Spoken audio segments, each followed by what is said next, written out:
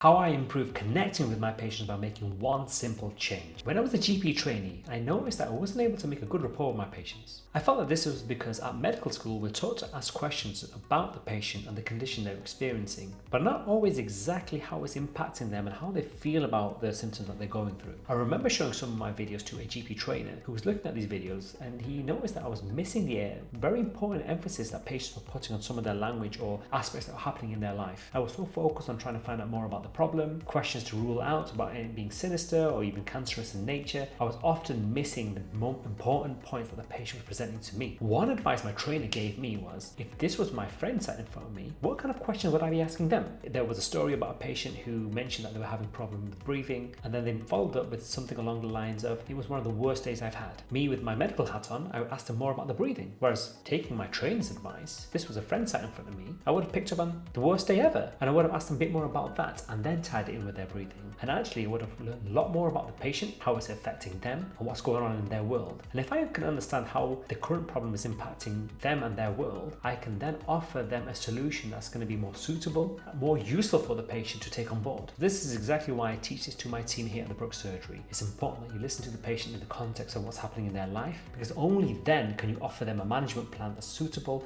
and beneficial for them.